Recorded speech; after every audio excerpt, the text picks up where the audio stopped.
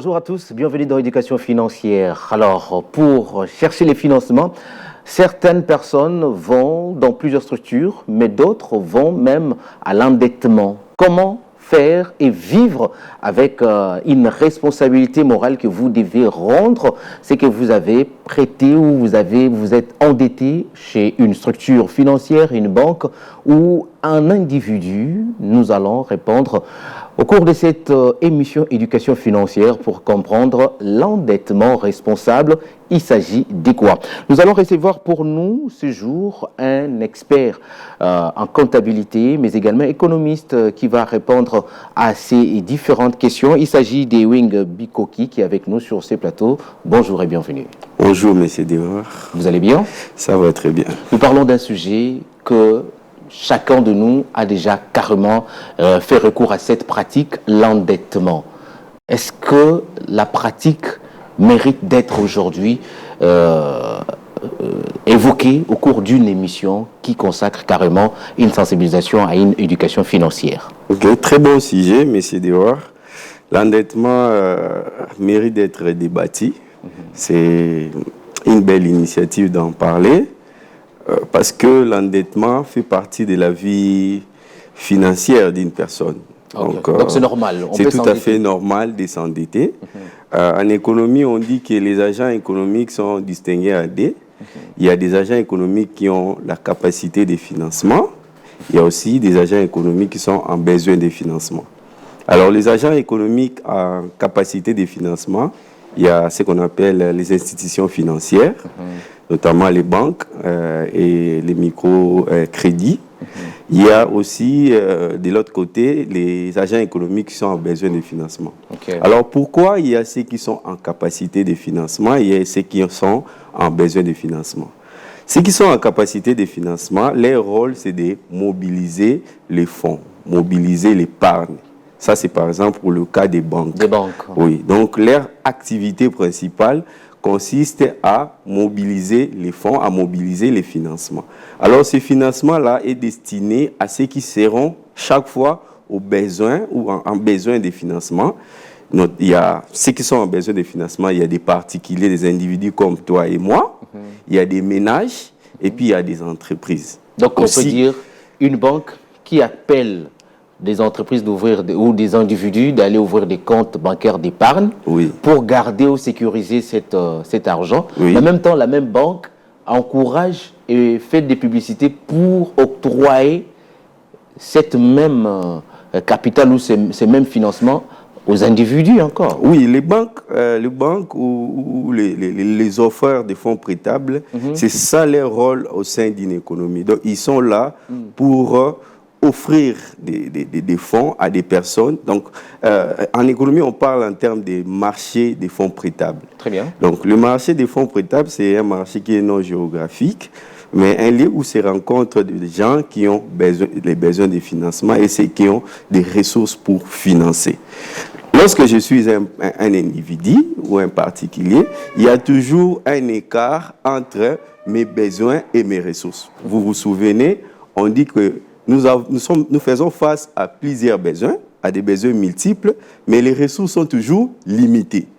Le fait que les besoins sont multiples et les ressources sont limitées fait qu'en sorte que nous puissions toujours recourir à des ressources supplémentaires. C'est ce qui pousse à l'endettement. Ah, d'accord. Voilà. Maintenant, nous parlons de notre cas. Nous ne voyons pas des grandes structures comme des entreprises, comme vous venez de le dire, ou autres petites ou moyennes entreprises. Nous parlons maintenant de l'endettement des individus, comme un agent public, un entrepreneur, un élève qui recourt à l'endettement. Oui.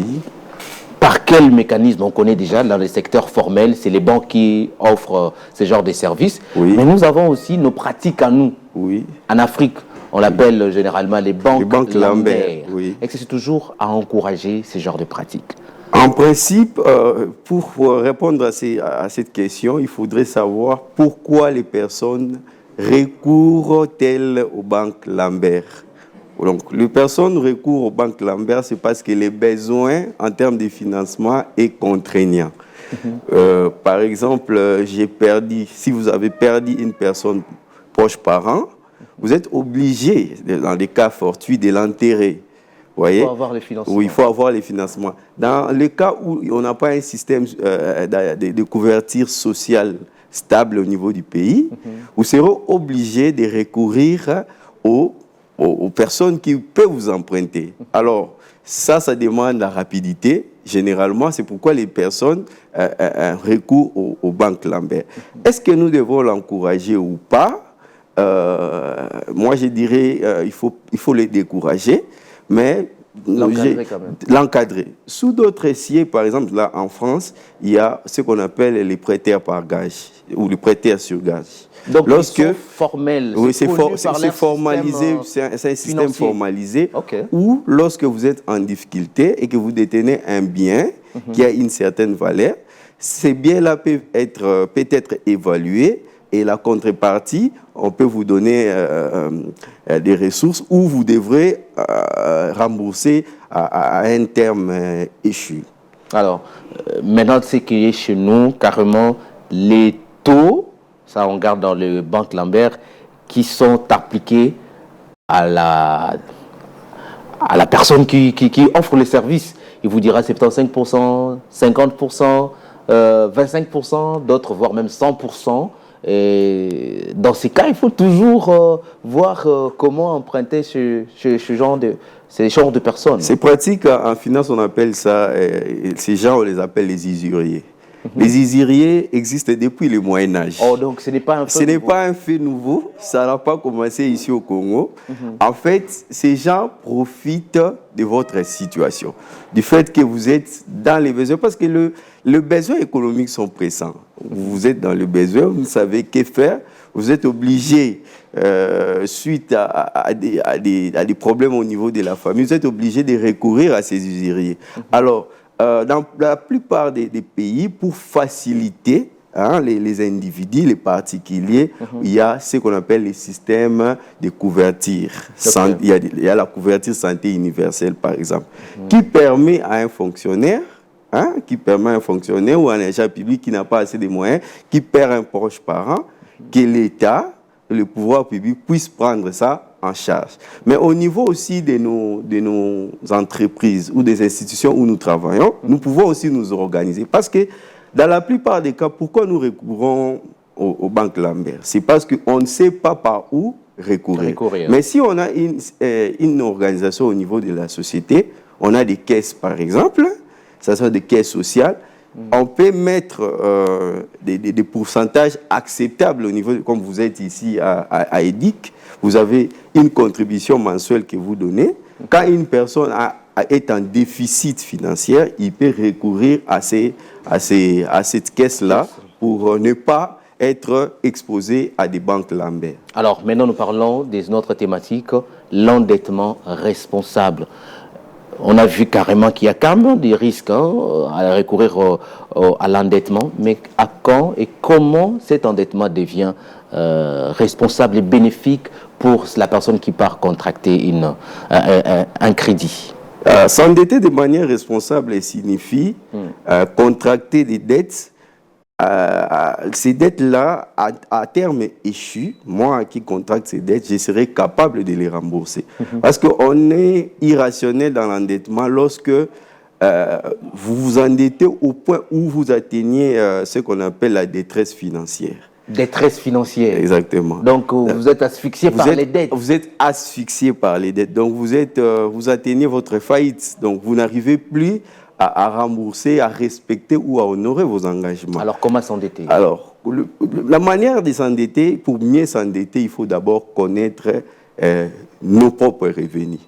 C'est un exercice que la plupart d'entre nous, nous n'avons pas l'habitude. Comme on dit, nous vivons au jour le jour. Quand je sors, voilà. Mais si vous prenez cette discipline-là de noter, ou quelque part, tout ce que vous avez comme revenu, ça va vous donner une idée sur ce que vous avez comme gain mensuel. Alors, lorsque vous maîtrisez vos gains mensuels, vous pouvez avoir la possibilité d'aligner vos dépenses en fonction de votre revenu. Alors, aujourd'hui, vous verrez peut-être quelqu'un qui gagne 800 ou 1000 $, il loue un appartement de 500 $. et le reste, $500. Maintenant, il y a beaucoup de charges qu'il doit couvrir. Il y a des soins de santé des enfants, il y a les besoins d'enfants, il y a toutes sortes de besoins. C'est pourquoi il s'est dit peut-être que chaque jour quand je sors, c'est Chancelo Kupamba. Il doit me trouver de quoi rassurer des charges et des les charges besoins. Or, si on procède par planification, avant de s'endetter, il faut d'abord se poser la question, est-ce que je serai capable de rembourser ces prêts? C'est la grande question. Oui. Est-ce que je suis capable de rembourser, par exemple, $2000? Oui. Alors que votre revenu, c'est $800 le mois. Si vous voulez prendre un prêt, vous pouvez vous faire accompagner ou conseiller par un spécialiste qui va déterminer votre capacité mensuelle de remboursement. Ça existe ici aussi chez nous?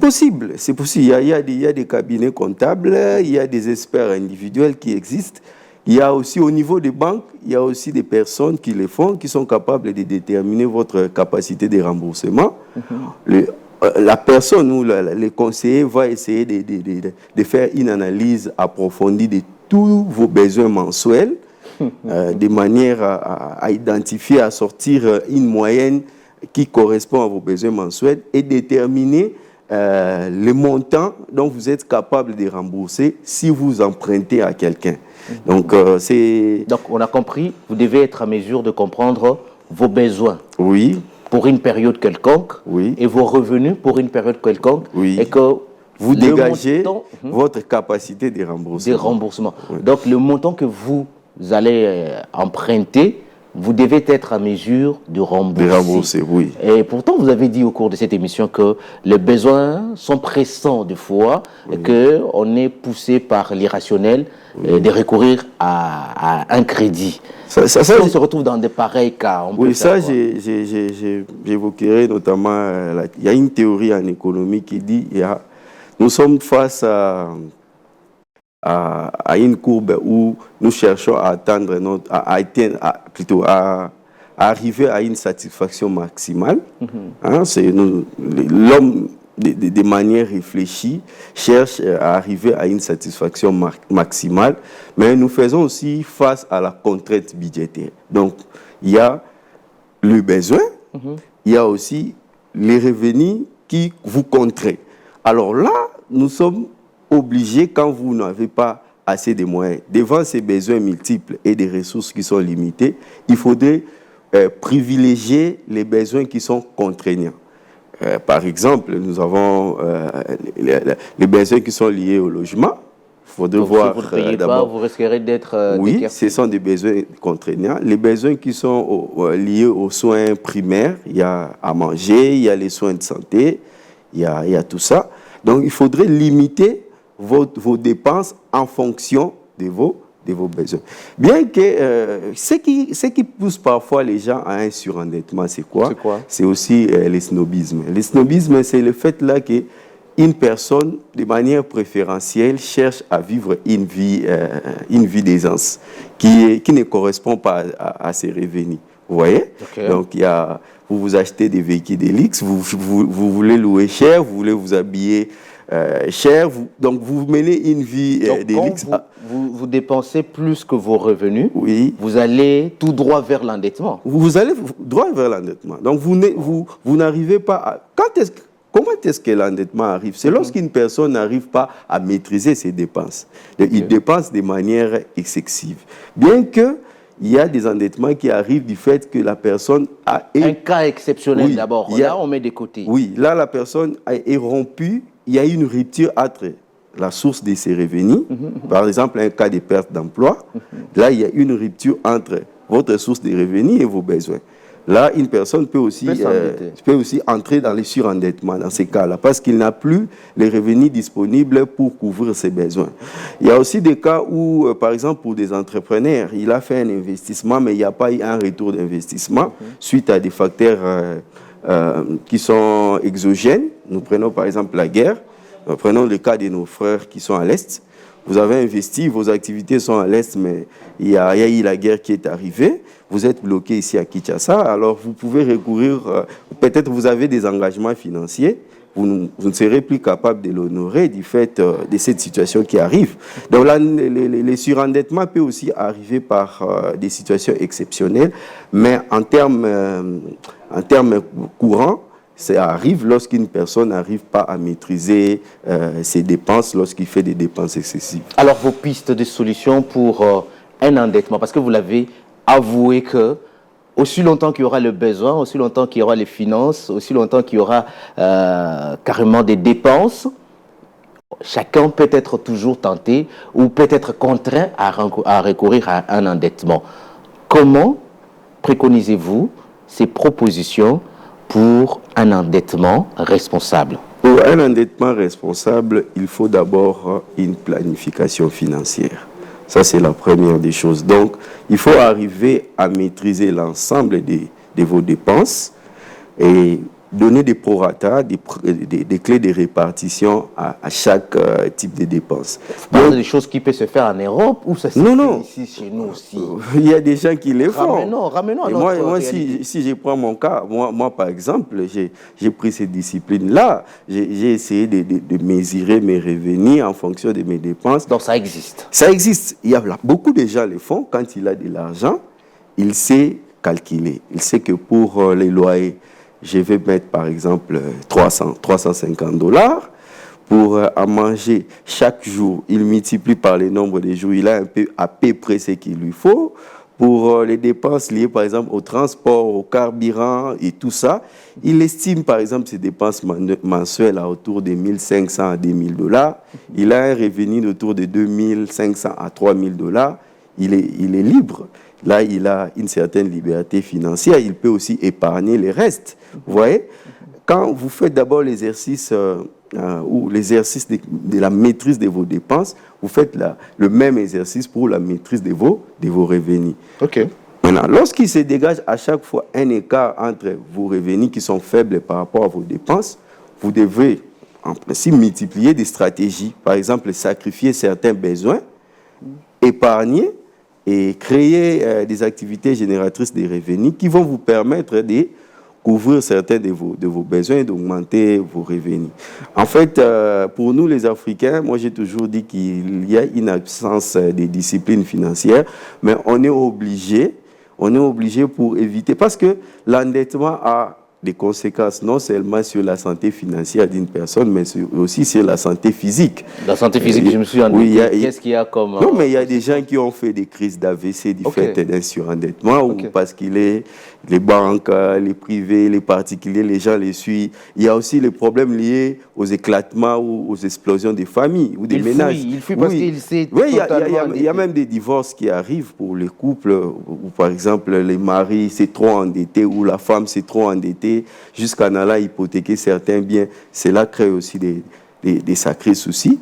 Donc, ce qui est très important, votre sujet, donc, nous devons pousser les uns et les autres à adopter une discipline financière et pourquoi pas participer à des forums, des conférences qui parlent de ce genre de sujets, suivre ce genre d'émissions. Donc l'endettement existe et restera là, parce que vous nous avez donné des exemples qui datent même de l'Antiquité pour ce genre de marché financier. Aujourd'hui, la République démocratique du Congo a un système bancaire assez faible. Est-ce qu'on peut dire aussi que c'est à cause de ces systèmes de banque assez faibles que nous recourons à certaines pratiques non illicites pour nous endetter, surendetter de plus en plus? Bon, moi, je me dis que le processus de bancarisation suit son cours normal, mais peut-être qu'il y a un problème d'asymétrie d'information. C'est-à-dire que la plupart des personnes ne sont pas assez informées ou formées sur... C'est pourquoi il doit y avoir ce genre d'émissions, même en lingala ou dans nos langues vernaculaires, pour sensibiliser. Il y a des microfinances qui sont là, il y a des coopératives qui existent, et il y a des banques qui existent et qui peuvent accompagner. Quand vous empruntez, vous vous endettez dans telle structure bancaire, coûte que coûte votre activité ne va pas avancer. Vous allez vous endetter et au finish, ils viendront récupérer des livrets parcellaires et ils resteront propriétaires de vos biens. Ok, ça c'est très important. Donc vous avez évoqué notamment ce que nous appelons en finance l'effet massue. J'ai toujours eu à parler avec beaucoup de personnes sur bon on a ici. Oui, en tout cas. En fait, c'est la résultante ou c'est les résultats d'une mauvaise planification financière. Lorsque vous vous endettez, il y a des choses qui se font. Soit il y a un effet de levier, soit il y a un effet massif. Soit l'endettement va venir créer plus de rentabilité, ou soit l'endettement va venir vous absorber. C'est comme ça en finance, c'est classique, c'est partout. Quand est-ce que l'endettement vous absorbe? C'est lorsque la charge de la dette est supérieure aux rentabilités de l'investissement. Par exemple, vous vous endettez, vous faites un business. Dans ce business-là, vous allez gagner $1000 par mois. Mais le remboursement que vous devez faire est de $1500 par mois. Donc, hormis le $1000 de rentabilité habituelle, quand vous n'étiez pas encore en contractuel. Pas encore en contractuel. Et là, vous êtes maintenant en contractuel. Vous devez maintenant puiser sur votre capital propre pour rembourser. C'est ce qui fait que vous perdez. Donc, avant, par exemple, de vous endetter, il ne faut pas accepter un montant très élevé par rapport à la capacité de votre activité. Beaucoup de personnes, quand ils vont devant des banquiers, ils mentent.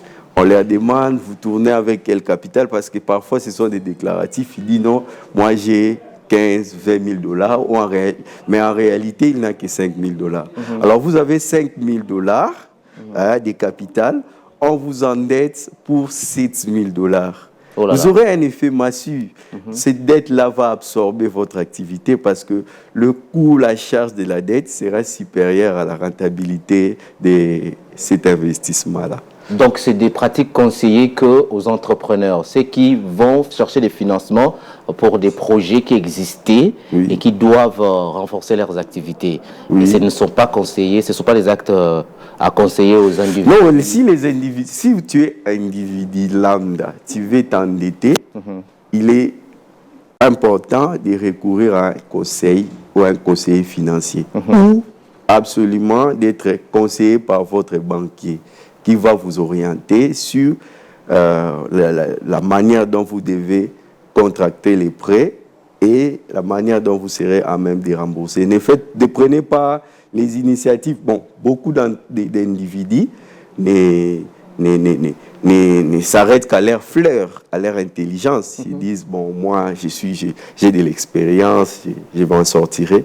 Mais on néglige, comme on dit, nous les Africains, on néglige les côtés scientifiques des choses. On néglige cette portée-là où la personne peut vous dire, non, ici, il faut faire ça, il faut faire cela.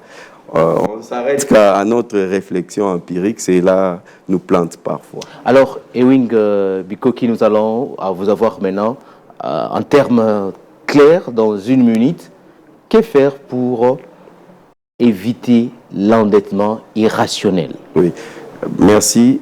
Pour éviter l'endettement irrationnel, il faut d'abord maîtriser ses dépenses, connaître ses dépenses, faire une planification financière sur base caisse, en fait, dépenser en fonction de nos revenus. Donc, s'il existe des cas où les besoins sont contraignants, vous pouvez dépenser, mais ensuite suivre l'amortissement de cette dette jusqu'à la fin. Au cas où vous êtes en difficulté, recourez à votre banquier ou à votre conseiller financier qui va vous orienter sur comment maîtriser vos finances. En tout cas, c'était un réel plaisir de vous retrouver sur ces plateaux, avoir cette expertise venant de votre part. C'est surtout pour votre participation dans l'éducation financière, avec l'espoir de vous retrouver prochainement pour d'autres sujets qui nous touchent. D'accord, merci. Merci. Merci également à vous, très chers téléspectateurs. Cette émission est terminée. N'oubliez pas de nous retrouver sur nos différentes plateformes numériques. Restez branchés sur nos antennes. Les programmes, c'est tout de suite sur Éduc Télévision.